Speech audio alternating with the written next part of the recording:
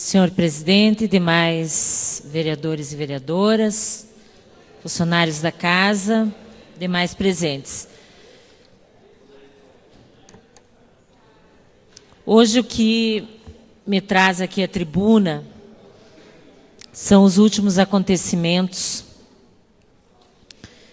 que envolvem, né,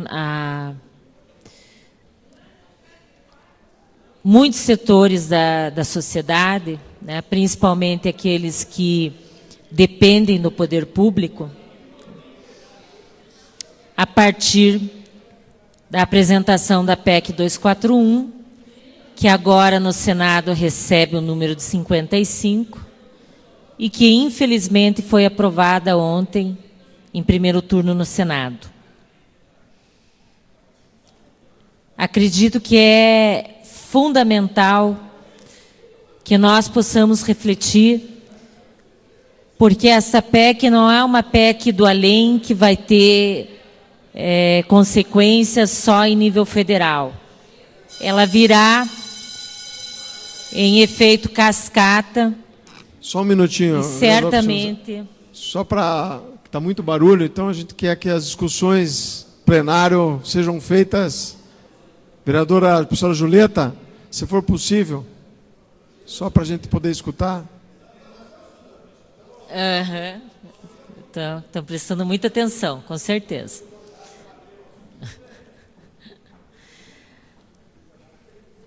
Então, obrigada pela atenção dos vereadores.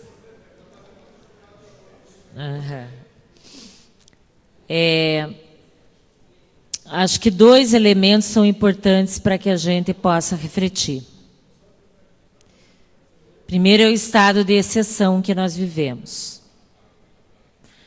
Infelizmente, nós temos uma mídia que é parcial e que só traz à tona aquelas notícias que interessam a determinados setores.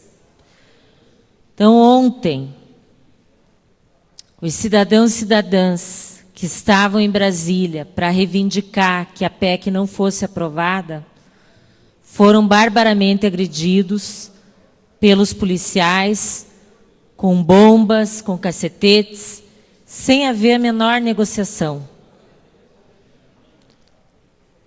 Não muito diferente do que aconteceu aqui em 29 de abril, né, sob a responsabilidade do governador Beto Richa.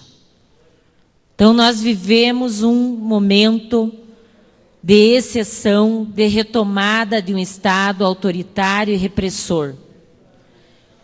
E é importante que isso fique registrado. Uma PEC que congela, né, os gastos públicos, que não são gastos.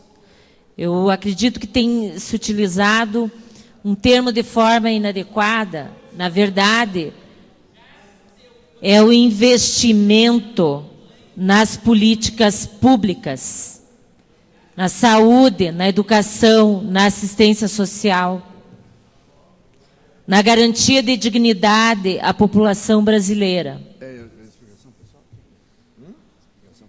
Quando nós temos... Vossa Excelência me concede uma parte? Na sequência, vereador.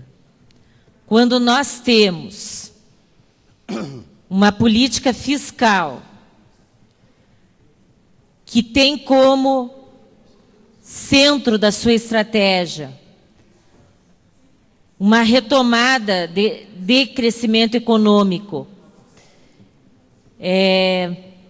que leva em conta, que tem como questão principal, como medida principal, corte, né, de investimentos públicos, que deprime uma demanda social, que eleva o nível de desemprego e que em nenhum momento mexe naquilo que é o central.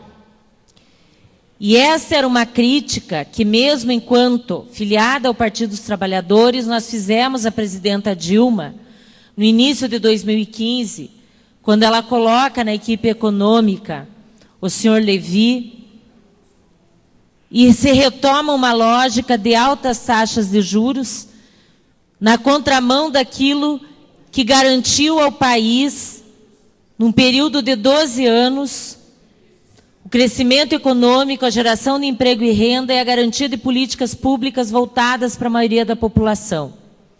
E essa era a crítica que nós fazíamos à presidenta Dilma. Não foi por isso que ela, né, que foi dado o golpe, que ela foi afastada da presidência, né? Mas, ao contrário, ela foi afastada justamente porque setores dessa sociedade preferem que se mantenha uma lógica de juros altos para garantir que o capital rentista continue se apropriando de metade do orçamento público. O grande problema do Brasil não são as despesas com políticas públicas. O grande problema do Brasil são as despesas com juros da dívida pública altíssimos e que favorecem o capital rentista. Hoje, metade do orçamento brasileiro vai para pagar esses juros. E nisso, o senhor Michel Temer não quer mexer também. A Dilma ficou refém disso e achou que se ela abrisse mão disso, ela poderia continuar com as políticas públicas e continuar com seu governo de forma tranquila. Mas não, não foi o que aconteceu. E o Temer faz exatamente o que o capital rentista quer. Quem viu o documento Uma Ponte para o Futuro sabe do que eu estou falando. Uma parte na sequência. Na sequência. Então, nós temos, na verdade, o que alguns estudiosos chamam de obsessão alarmista, quando se fala que qualquer elevação da dívida pública esconde, na verdade, qualquer elevação da dívida pública seria um problema. Nós temos os países do primeiro mundo que têm uma elevadíssima dívida pública, mas que são mediadas e que elas são fruto de uma sociedade que é capitalista. Agora, quando se eleva a dívida pública, se elevam os juros e se garante lucro para o capital rentista, isso é tratado como normal e natural.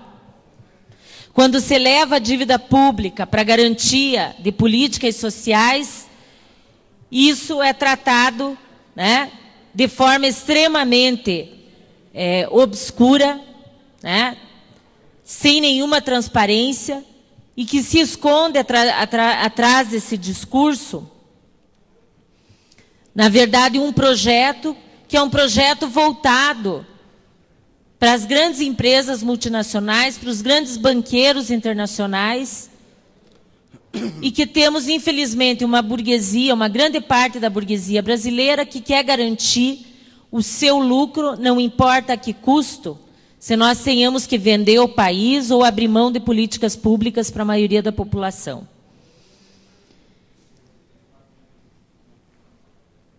Na verdade, nós temos uma agenda política hoje assumida pelo senhor Michel Temer e todos os golpistas que estão a seu lado, a favor de grupos financeiros internacionais, travestida de uma questão que é dita meramente técnica, de ajuste fiscal.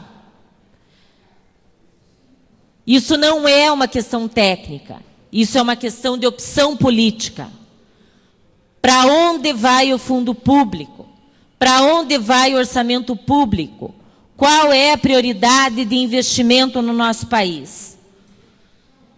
Então, nós vivemos um ciclo, que é um ciclo vicioso da chamada austeridade, que é uma fórmula que não funcionou em lugar nenhum, nem na Europa, nem nos Estados Unidos, mas que é uma fórmula bastante interessante para o capital rentista.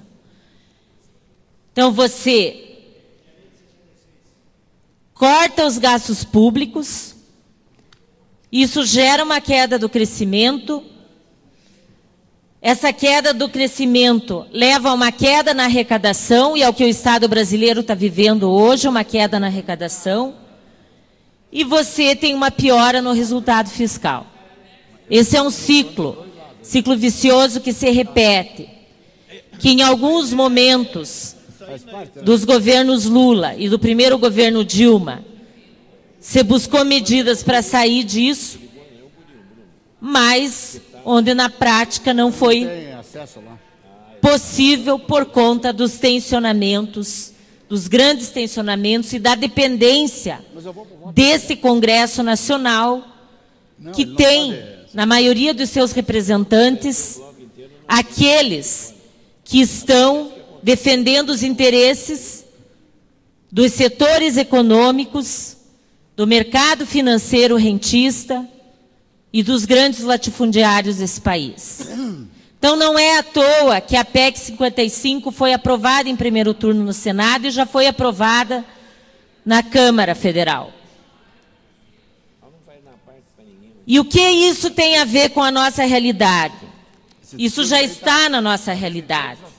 Quando nós temos aqui, né, o desdobramento disso, são os orçamentos de estados e municípios que ficam reféns de tudo isso e que não dão conta de atender às demandas. Corrupções à parte, que existem em todos os espaços, mas o grande problema é a política fiscal. E hoje, quando a gente fala que Curitiba não tem dinheiro, e por isso vem um projeto para essa casa,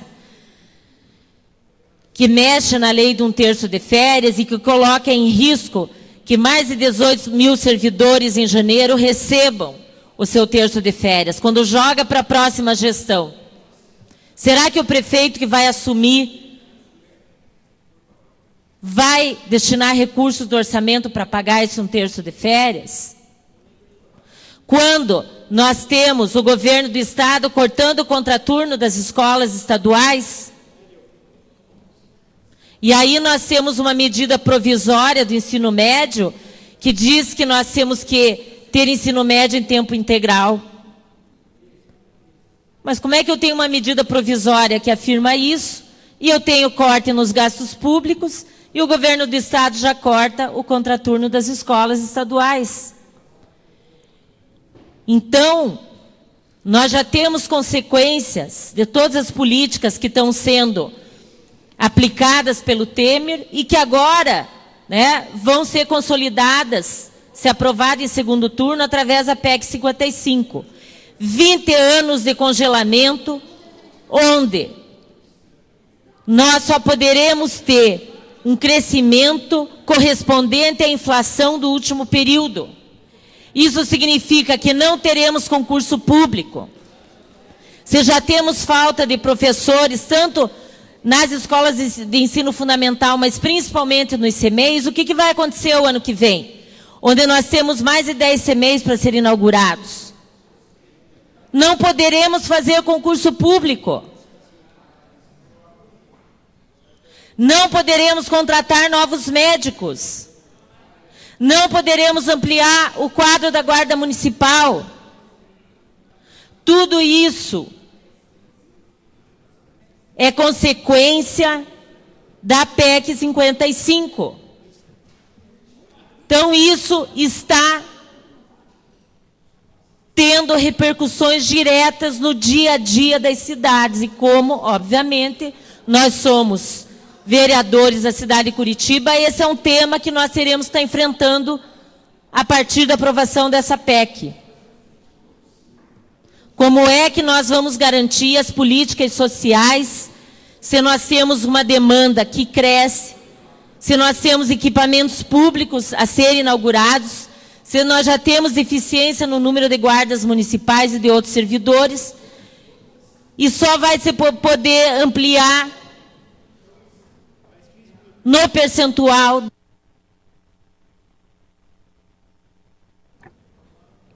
30 segundos para concluir.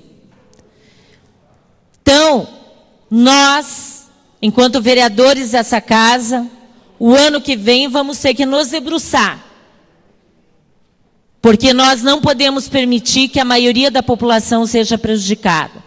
Por isso, acredito que todos nós aqui deveríamos estar contrários à PEC 55. Obrigada.